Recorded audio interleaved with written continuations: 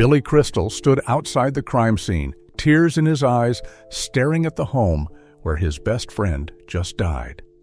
It was a nightmare come true. Rob Reiner, the legend who gave us so much joy, was murdered in a brutal attack. For 50 years, they were inseparable brothers.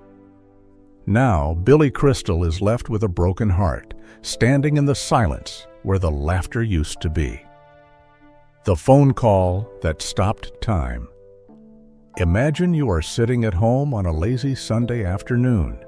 You might be watching football or getting ready for a nice dinner with your family. The phone rings and you pick it up, expecting to hear a familiar voice. Instead, you hear news that makes the ground beneath you disappear. That is exactly what happened to Billy Crystal on December 14th, 2025. The news spread fast. Rob Reiner and his wife Michelle had been found dead in their beautiful home. It wasn't a natural death. It wasn't a heart attack. It was a violent act that took them away in their own bedroom. For the rest of the world, this was a shocking headline. But for Billy Crystal, this was the end of a brotherhood that had lasted for 50 years. Billy didn't wait for the news crews to set up. He didn't call his publicist to write a fancy statement. He got in his car and drove straight to the house where he had spent so many happy times. When he arrived, the street was full of flashing lights. Police cars blocked the driveway, yellow tape wrapped around the gates. Witnesses said Billy looked completely destroyed. A neighbor told reporters that Billy stood there with his hands in his pockets, looking like he was about to cry. He was joined by another friend, Larry David. These two men, who have made a career out of making people laugh, stood there in total silence. There were no jokes that night. There was only the heavy, crushing weight of loss. To really understand the horror that Billy walked into, we have to go back a few hours. It was around 3:30 in the afternoon. A massage therapist pulled up to the Reiner home in Brentwood. This is a very fancy neighborhood where houses are hidden behind big gates. The therapist had an appointment with Rob and Michelle. They were known for being reliable people. They wouldn't just miss an appointment without calling. The therapist walked up to the door and knocked. There was no answer. They knocked again. Still silence. A bad feeling started to grow in the pit of their stomach. The therapist decided to call Romy Reiner. Romy is Rob and Michelle's daughter, and she lived nearby. She rushed over, probably thinking her parents were just out for a walk, or maybe they couldn't hear the door.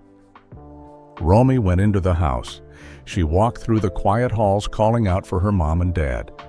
When she reached the master bedroom, she found a scene that no daughter should ever have to see. Her father, Rob, was lying there. He was unresponsive. The scene was so terrifying that Romy ran. She fled the house in pure anguish. She was so scared she didn't even realize that. Her mother, Michelle, was inside the room too. She just had to get away from the horror. She called 911, and when the paramedics arrived, they found Michelle's body as well. They had both been attacked with a knife. The medical examiner later said they died from multiple sharp force injuries. It was a brutal and personal attack in the place where they should have been safest. While Billy Crystal was grieving outside the house, the police were already working fast. They knew who they were looking for. They didn't have to look for a stranger who broke in.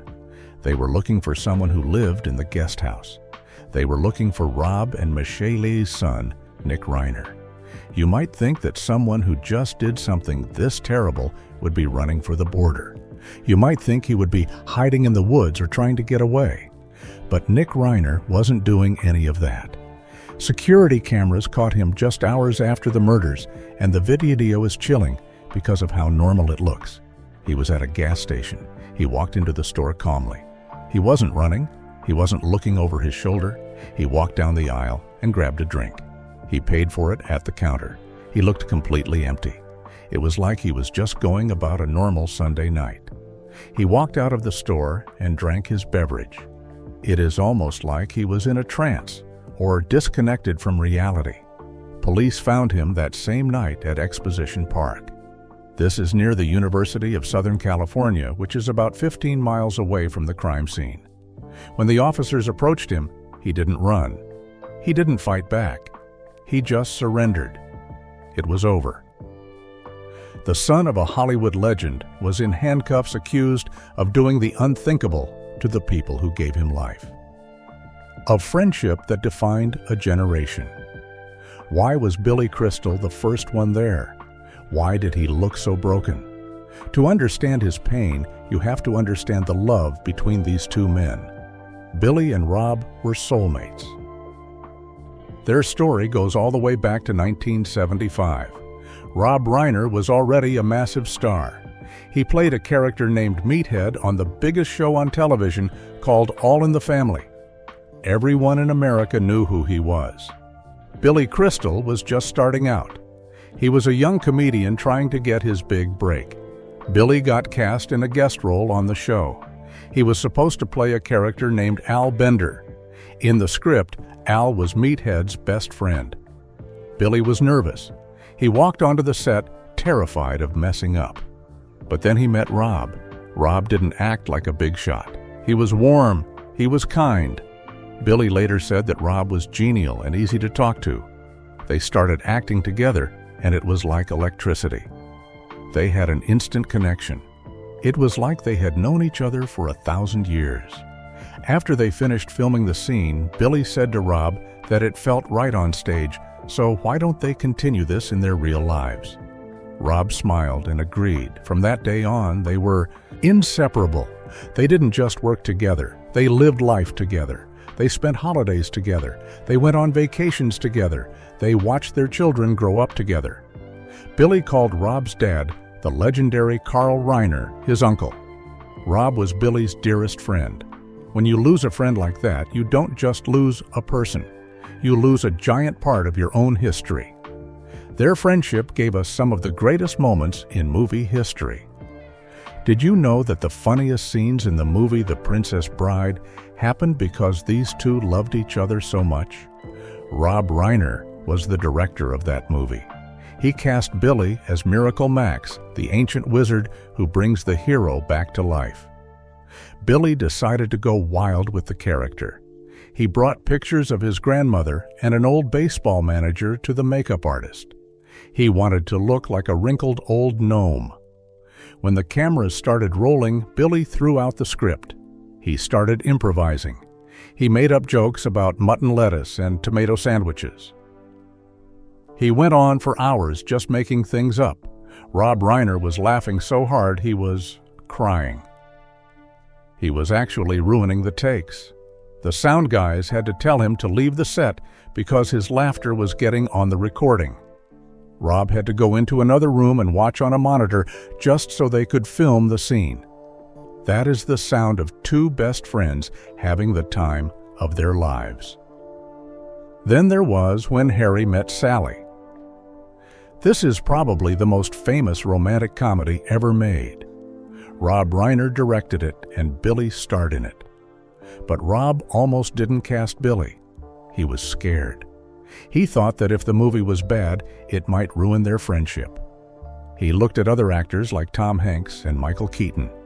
But in the end, he knew Billy was the only one who could do it. Billy helped write the movie too. He contributed so much to the script. You know that famous line at the deli where the woman says she will have what she is having? Billy Crystal came up with that line, and the woman who said it in the movie was Rob Reiner's own mother. That shows you how much of a family affair it was. They were all in it together, creating magic that we still watch today. But life wasn't all laughter and movie sets. While Rob was making movies, he was fighting a war at home. It was a war to save his son. Nick Reiner was a troubled boy. His struggle with drugs started when he was very young. By the time Nick was 18 years old, he had been to rehab 18 times. Think about that number. 18 times. Rob and Michelle tried everything. They sent him to wilderness programs. They sent him to fancy clinics. They tried tough love. They tried holding him close. Nothing seemed to work. Nick was addicted to hard drugs. He used heroin. He used meth. He used cocaine. It got so bad that he had a heart attack from using cocaine when he was still a teenager. He spent time living on the streets. He was homeless in Texas. He was homeless in New Jersey. He slept on sidewalks while his father was one of the richest men in Hollywood. Nick said he felt like the black sheep of the family. He said he never wanted to identify with his father. He felt the pressure of the Reiner name. His grandfather was Carl. His father was Rob. That is a big shadow to live in. Nick wanted to be his own man, but the drugs kept pulling him down into the darkness. Rob Reiner was a storyteller. He believed that stories could fix anything. So he decided to make a movie with his son. In 2015, they made a film called Being Charlie. This movie was about a boy named Charlie who is addicted to drugs. He runs away from rehab. He fights with his father. The father in the movie is a famous actor running for governor. He is distant. He cares more about his public image than his son. Making the movie was brutal. Rob admitted that they had screaming matches while writing the script. They had to relive the darkest moments of their lives. In the movie, the son screams at the father that he hates him. Rob had to direct his own son to say those words to him. At the time, they told the press that the movie brought them closer. Rob said he thought it made him a better father. He looked at Nick with so much hope. He thought they had turned a corner. He thought art had saved them. But movies end, and real life keeps going. The demons were still there, waiting in the dark to come back. In the weeks before the murders, things took a terrifying turn. We are now learning that Nick had been diagnosed with schizophrenia. This is a severe brain disorder. It can make you hear voices. It can make you paranoid. It can make you believe things that aren't true. Sources say Nick was taking medication for it, but about a month ago his doctors changed his medicine. That is when the spiral began. Nick started acting erratic. He became a different person. He was dangerous. Rob Reiner, the man who was always in control, was scared. He confided in his friends. He told them he was petrified of him. He actually said the words that he thought his own son could hurt him. Imagine the heartbreak of a father feeling that way. You look at the child you raised, and you see a stranger who wants to hurt you. The final act of this tragedy played out at a holiday party. It was the night before the murders. The host was Conan O'Brien, another comedy legend. Rob and Michelle went to the party, and they brought Nick with them. They didn't bring him because they wanted to have fun with him. Reports say they brought him because they were too terrified to leave him home alone. They wanted to keep eyes on him. But the party was a disaster. Nick was acting strange. He was wearing a hoodie while everyone else was dressed up in suits and dresses. He was walking up to famous people and asking bizarre questions. He went up to Bill Hader, the star of the show, Barry. He interrupted a private conversation. He just stared at Bill Hader and asked him if he was famous. It was uncomfortable and scary. Then the explosion happened. Rob and Nick got into a loud argument. It was a screaming match right there in the middle of the party. It got so bad that some guests wanted to call the police. They were afraid violence was about to break out. But Conan O'Brien stepped in. He told the guests not to call the police. He said it was his house and he didn't want a scene. He talked them down. He stopped the call. Rob and Michelle were humiliated and terrified. They took Nick home. They took him back to the house in Brentwood. That was Saturday night. By Sunday afternoon, they were dead. When Nick Reiner finally appeared in court, the image was shocking. He wasn't wearing a suit. He wasn't wearing an orange jumpsuit. He was wearing a blue smock. This is a special garment. It is called a suicide prevention vest. It is made of thick quilted fabric that cannot be torn. It is used for prisoners who are a danger to themselves. It means the jail thinks Nick might try to end his own life. He stood behind a glass wall. His hands were shackled. He looked like a ghost. He only said 3 words, which were, "Yes, Your Honor." His lawyer is Alan Jackson, a high-powered attorney who has defended other celebrities. The lawyer called it a devastating tragedy, but for the rest of the world, it was just a picture of total defeat. The statement that broke hearts. While Nick sat in his cell, Billy Crystal and the rest of Rob's friends tried to find the words. A few days after the murder, they released a joint statement. It was signed by Billy Larry, David Albert Brooks, and Martin Short. They didn't talk about the crime. They didn't talk about the blood. They talked about the man. They called him a master storyteller. They talked about how he loved his actors. They talked about his laugh. But the part that made everyone cry was the end. They quoted a line from the movie It's a Wonderful Life. The line says that each man's life touches so many other lives, and when he isn't around, he leaves an awful hole. Then they added 3 words of their own. You have no idea. That is Billy Crystal speaking to us. He is telling us that the hole in his heart is bigger than the Grand Canyon. He is telling us that the pain is unbearable. Rob wasn't just a friend. He was the witness to Billy's life, and now the witness is gone. Even in death, there was no peace. Rob Reiner was a fighter. He fought for early childhood education. He fought for marriage equality, and he fought against Donald Trump. He was a loud and proud Democrat. After the news broke, Donald Trump went on his social media platform, Truth Social. What he wrote shocked many people. He didn't offer condolences. He attacked.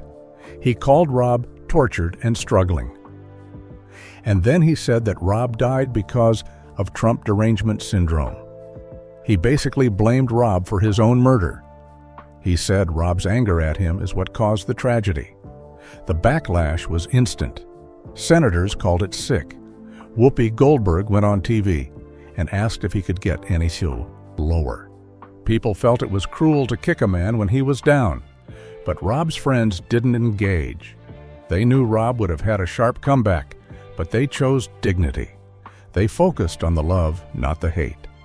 The Reiner family is Jewish. In the Jewish tradition, the funeral happens quickly. There is no long wait. Reports say that the family held a very private memorial service just one day after the bodies were found.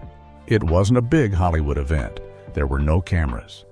It was held at the home of Albert Brooks, one of Rob's oldest friends. Billy Crystal was there with his wife Janice. Conan O'Brien was there. They gathered to say Kaddish, the prayer for the dead. They shared stories. They probably cried until they couldn't breathe. But they also probably laughed. Because how can you remember Rob Reiner without laughing? He was the man who gave us Spinal Tap.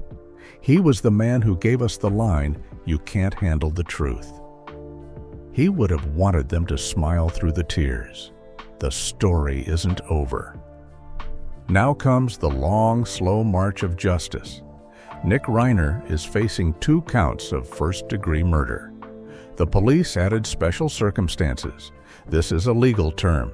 It means the crime is extra heinous because there were multiple victims. This means Nick could face the death penalty, or he could face life in prison without the possibility of parole. His lawyer will almost certainly argue that Nick was insane.